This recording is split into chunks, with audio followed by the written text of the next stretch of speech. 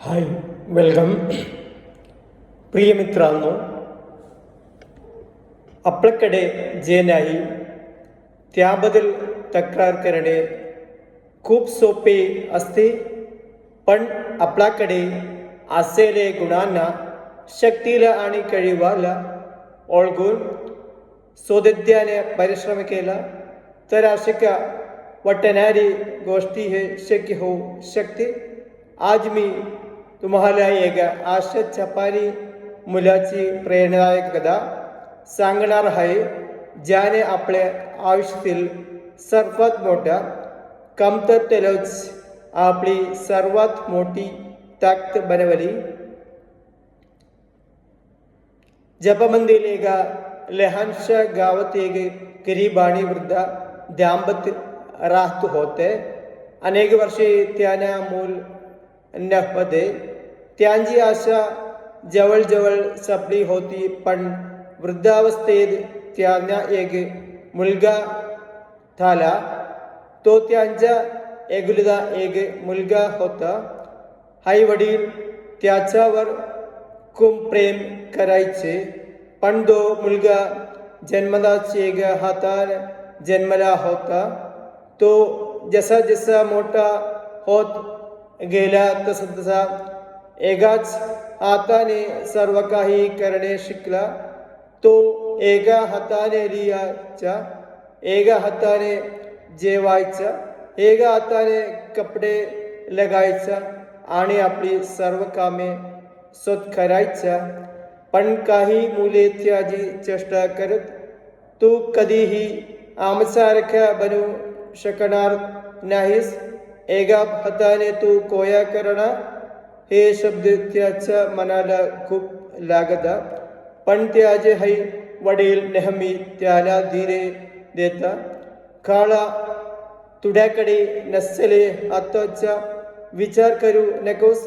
देवाना तुला दिलेली बुद्धी, हिंमत आणि कळीव यांचा वापर कर. तू नक्कीच मोठी कामगिरी करू शकतोस. एक दिवशी तो मुलगा एक कराटे प्रशिक्षण केंद्राजवळून जात होता. त्याने आत काही विद्यार्थी कराटेचा सराव करताना पाहिले. तो खूप लक्षपूर्वक त्याच्याकडे पाहत वाहिला. मलाही कराटे शिकायचे आहे. तो घरी गेला आणि त्याने आई वडिलांना आपली इच्छा सांगितली.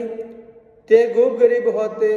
प्रशिक्षणाची फी भरणे त्याला शक्य नव्हते, पण मुलाची तीव्र इच्छा पाहून तो एक प्रसिद्ध कराटे गुरुकडे गेले. तुझ्याकडे फक्त एक हात आहे, तरीही तुला कराटे शिकायचे आहे. गुरुजी, माझ्याकडे नसलो हात मी परत मिळवू शकत नाही, पण माझ्याकडे असलेले हात मी आणखी मजबूत करू शकतो. कृपा करून मला कराटे शिकवा. मुलाची हिंमत आणि आत्मविश्वास पाहून गुरु प्रभावित झाले. त्यांनी कसलीही फी न घेता प्रशिक्षण द्यायचे ठरवले. प्रशिक्षण सुरू झाले, पण गुरु त्याला कराटे फी फक्त एक टेक्निक शिकवत होते.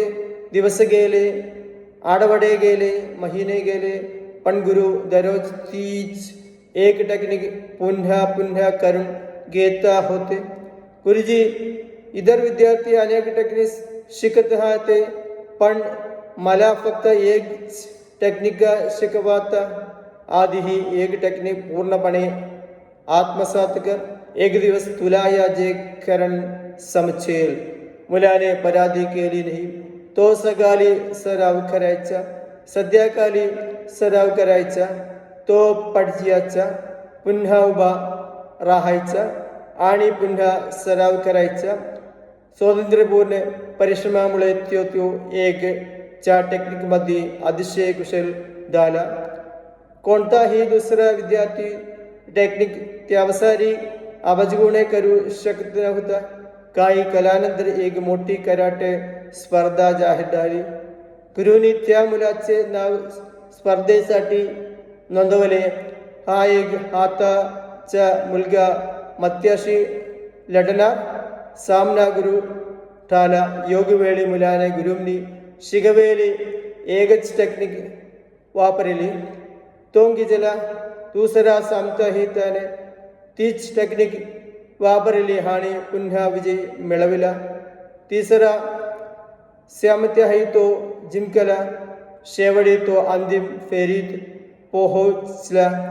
त्याच्या अंतिम प्रतिस्पर्धी त्याहून उंच बलवान आणि अनुभवी होतो. मुलाला दुःखावत होईल या भीतीने पंच सामना थांबवण्याचा विचार करत होता. सामना चालू राहू द्या. मला माझ्या शिष्यावर पूर्ण विश्वास आहे. सामना पुन्हा सुरू झाला. बलवान प्रतिस्पर्धी त्याला खाली पाडण्याचा सतत प्रयत्न करत होता, पण मुलगा शांत राहिला. तो योग्य संधीची वाट पाहत राहिला.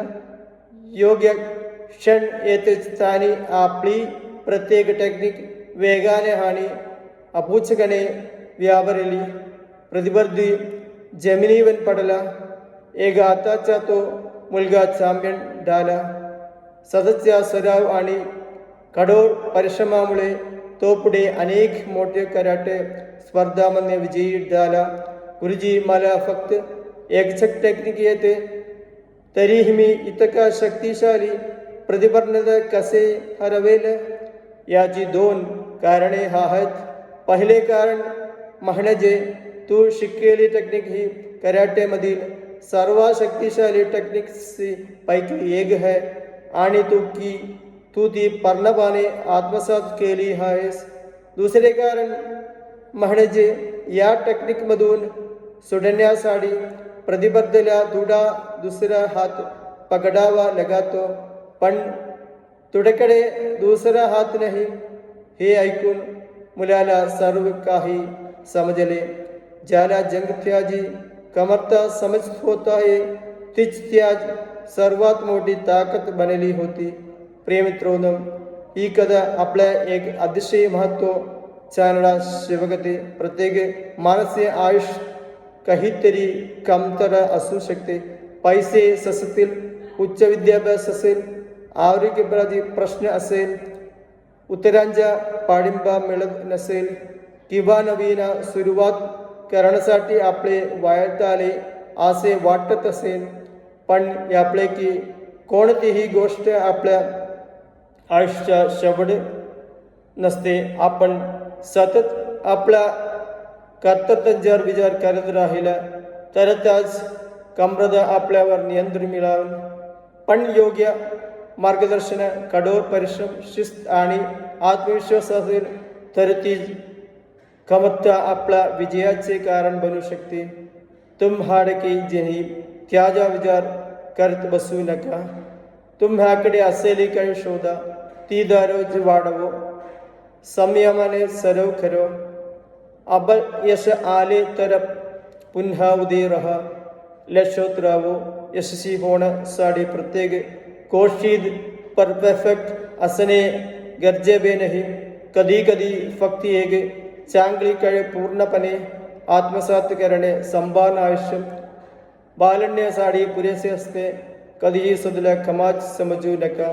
लोक तुमची चेष्टा करतील, परिस्थिती तुम्हाला थांबवण्याचा प्रयत्न करेल, पण तुमचा निर्धार मजबूत असेल तर नेहगा आता नाही जिंकत आहे. नेहमी लक्षात राहावं, तुमची सर्वात मोठी कमतरता एक दिवस तुमची सर्वात मोठी ताकद बनू शकते. धन्यवाद. थँक्स.